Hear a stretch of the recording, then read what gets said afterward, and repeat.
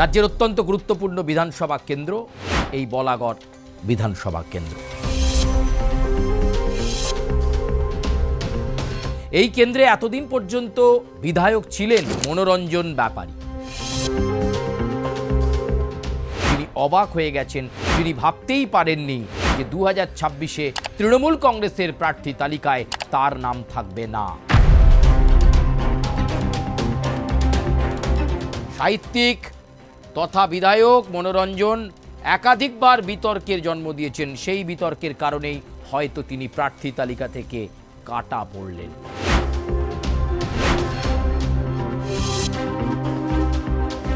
দলের একটা অংশ চাইছিল না যে মনোরঞ্জন ব্যাপারী আবার টিকিট পাক, সেক্ষেত্রে লড়াইয়ে এই রঞ্জন ধারা।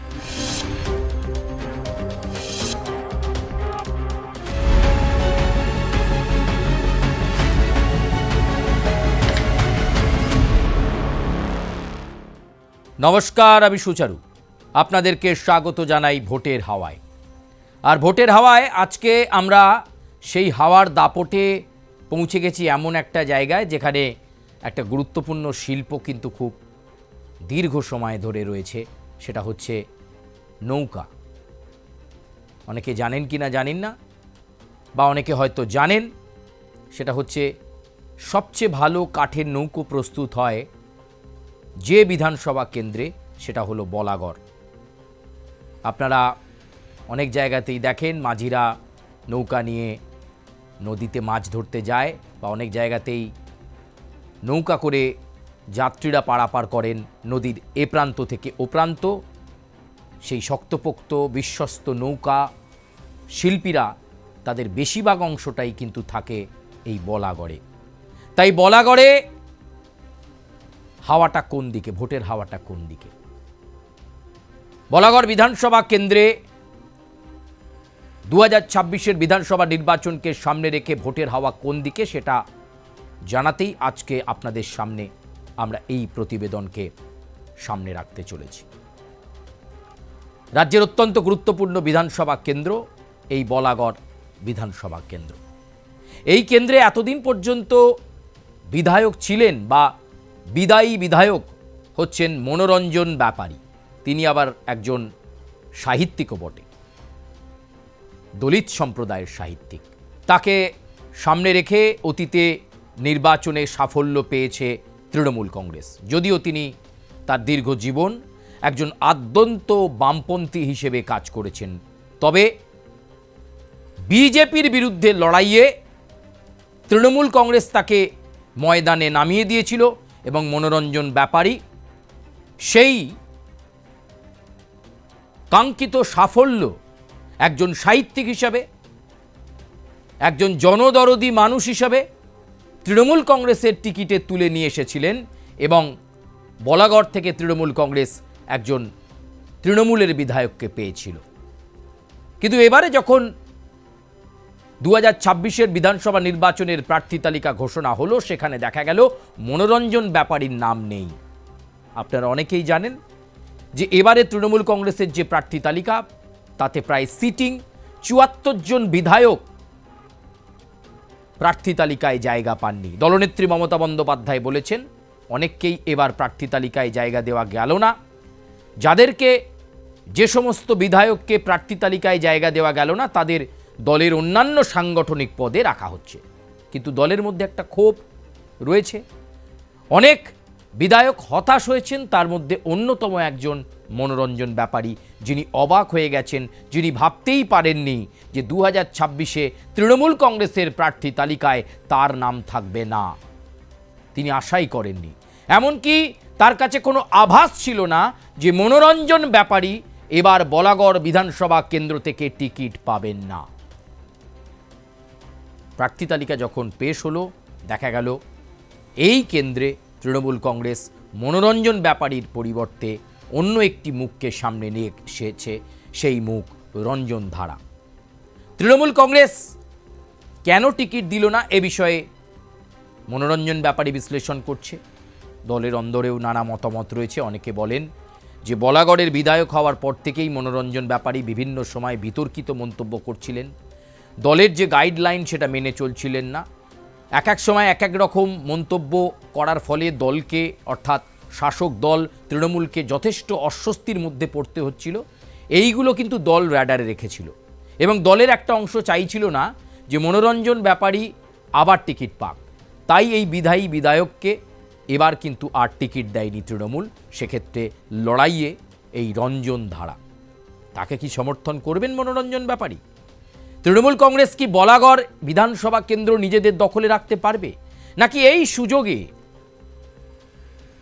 সুযোগে ভারতীয় জনতা পার্টি বলাগড় বিধানসভা কেন্দ্র করায়ত্ত করবে? এই মৌলিক প্রশ্নটা এই মুহূর্তে ঘোরাফেরা করছে। ভারতীয় জনতা পার্টি সেখানে একজন মহিলা প্রার্থীকে সামনে রেখেছে, সুমনা সরকার। তিনি লড়ছেন, তিনি ভারতীয় জনতা পার্টির প্রার্থী হিসেবে রঞ্জন ধারার বিপরীতে প্রতিদ্বন্দ্বিতা করছেন। সেই ছবি আপনারা এখানে দেখতে পাচ্ছেন। সেই ছবি একেবারে স্পষ্ট যে কে কার বিরুদ্ধে লড়াই করছে। তৃণমূল কংগ্রেসের এই কেন্দ্র বলাগড় বিধানসভা, যেটা মনোরঞ্জন ব্যাপারী জিতেছিলেন। মনোরঞ্জন ব্যাপারী টিকিট পেলেন না, রঞ্জনবাবু টিকিট পেলেন। উল্টো দিকে ভারতীয় জনতা পার্টির প্রার্থী একজন মহিলা মুখ, সুমনা সরকার। তাকে সামনে রেখে বলাগড়কে ছিনিয়ে নেওয়ার স্বপ্ন দেখতে শুরু করেছে এই মুহূর্তে ভারতীয় জনতা পার্টি। চিত্রটা কীরকম চলুন একটু আমরা দেখে নিই। মনোরঞ্জন ব্যাপারী টিকিট পাননি এবার। সাহিত্যিক তথা বিধায়ক মনোরঞ্জন একাধিকবার বিতর্কের জন্ম দিয়েছেন। সেই বিতর্কের কারণেই হয়তো তিনি প্রার্থী তালিকা থেকে কাটা পড়লেন। 2021 বিধানসভা নির্বাচনে লিড অনেকটাই কমেছে তৃণমূলের, ফলে সেটা অবশ্যই শাসক দলকে ভাবিয়েছে। তারা অনেক হিসেব করেছেন, পারমানেশন কম্বিনেশন করেছেন, নানা সমীকরণ যোগ বিয়োগ গুণ ভাগ করে তবেই সিটিং বিধায়ককে টিকিট না দিয়ে অন্য একটি মুখকে সামনে রেখে তৃণমূল কংগ্রেস এবারের এই প্রার্থী তালিকা সাজিয়েছে। 2016 বিধানসভা নির্বাচনের ফলাফলটা কেমন ছিল বলাগড়ে? তৃণমূল কংগ্রেস পেয়েছিল 47.36% ভোট, বিজেপি পেয়েছিল 10.19% ভোট। বাম কংগ্রেসের দুর্গ ছিল একটা সময় বলাগড়, কারণ মনোরঞ্জন ব্যাপারীও নিজে বলেছেন যে তিনি একজন আদ্যন্ত বামপন্থী ছিলেন, কিন্তু একটা সময় এসেছিল এই বামপন্থী দলের মধ্যে আর কাজ করা যাচ্ছিল না, আর সে কারণে ভারতীয় জনতার পার্টির মতো দলকে আটকানোর জন্য তিনি শিবির বদল করেছিলেন, তৃণমূলে যোগদান করেছিলেন, তৃণমূল তাকে টিকিট দিয়েছিল, তৃণমূলের টিকিটে তিনি বিধায়ক হয়েছিলেন। এবার আবার টিকিট নেই মনোরঞ্জনের কাছে। আবেগ, হতাশা, দুঃখ, ক্ষোভের আগুন জ্বলছে মনোরঞ্জন ব্যাপারীর ভেতরে।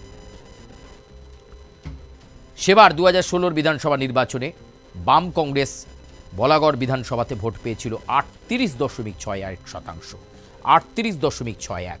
অন্যান্যরা ভোট পেয়েছিল 3.84%। তৃণমূলের জয়ের ব্যবধান ছিল 17,837। তার পরবর্তীকালে কি হলো? এলো 2019 লোকসভা নির্বাচন, বলাগড় বিধানসভা ভিত্তিক ফলাফল। এইখান থেকেই কিন্তু ভারতীয় জনতা পার্টির উত্থান শুরু হলো, সাংগঠনিক শক্তি বৃদ্ধি শুরু হলো। বিজেপি পৌঁছে গেল 52.20%। 2019 লোকসভা নির্বাচনে বলাগড় বিধানসভা ভিত্তিক ফলাফলকে বিশ্লেষণ করতে গিয়ে দেখা গেল ভারতীয় জনতা পার্টি 52.20% ভোট পেয়েছে। শাসক দল তৃণমূল কংগ্রেসের ভোট শতাংশ নেমে গিয়ে হয়ে গিয়েছে 36.06। কংগ্রেস আরও নেমে গিয়ে হয়ে গেছে 1.76। বামপন্থীরা হয়ে গেছে 7.20। অন্যান্যরা পেয়েছে 2.78। এখান থেকে বিজেপির উত্থান শুরু। বিজেপি লিড পেল 34,054 ভোটে। এই বলাগড় বিধানসভা কেন্দ্রের বিধানসভা ভিত্তিক ফলাফলে বিজেপি জাত চেনাতে শুরু করলো এবং তৃণমূলের সঙ্গে চোখে চোখ রেখে লড়াইয়ের পটভূমি শুরু করলো। কিন্তু তারপরের নির্বাচন 2021 নির্বাচনে কি হলো? 21 নির্বাচনে সমস্ত সমীকরণকে বদলে দিয়ে আবার জয়লাভ করল তৃণমূল কংগ্রেস এবং সেখানে 45.63% ভোট পেয়ে 45.63% ভোট পেয়ে জয়লাভ করল তৃণমূল।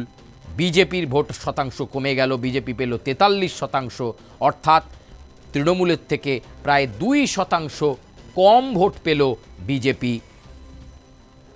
8.99% ভোট পেল বাম কংগ্রেস জোট, 2.38% ভোট পেল অন্যান্যরা। বলাগড় বিধানসভা কেন্দ্রে তৃণমূল কংগ্রেস 19-এর লোকসভা নির্বাচনের নিরিখে বিজেপি যে এগিয়ে ছিল, সেই এগিয়ে থাকার নিরিখটাকে বদলে দিয়ে একেবারে নিজেদের রাজনৈতিক জমিকে পুনরুদ্ধার করে তৃণমূল কংগ্রেস জয় নিশ্চিত করল বলাগড় বিধানসভায়। তৃণমূলের জয়ের ব্যবধান 5,748 ভোটে জয়লাভ করল তৃণমূলের মনোরঞ্জন ব্যাপারী। এরপরে 2024-এর লোকসভা নির্বাচন, আবার লোকসভা নির্বাচনের নিরিখে বলাগড় বিধানসভার ফলাফলে আবার রিফ্লেক্ট, আবার দেখুন বদলে গেল চিত্রটা। মানে এই 1 আর 2-এর লড়াই, কখনো তৃণমূল 1-এ বিজেপি 2-এ, কখনো বিজেপি 1-এ তৃণমূল 2-এ, আবার বিজেপি 1-এ চলে গেল লিডের ক্ষেত্রে। 46.21% ভোট পেল ভারতীয় জনতা পার্টি। 2024-এর লোকসভা নির্বাচনে বলাগড় বিধানসভায় লিড নিল বিজেপি, পিছিয়ে গেল তৃণমূল, ডিফিট করল 43.50%, অর্থাৎ বিজেপির থেকে প্রায় 3% কম ভোট পেল তৃণমূল, দ্বিতীয় স্থানে চলে গেল। ফলে বিজেপি লিড নিয়ে নিল। বাম কংগ্রেস জোট ভোট পেল 7%, অন্যান্যরা ভোট পেল 3.89%। বিজেপি লিড হয়ে গেল 5,947 ভোটে। এই লিডটাই ভারতীয় জনতা পার্টি কাজে লাগাতে চাইছে।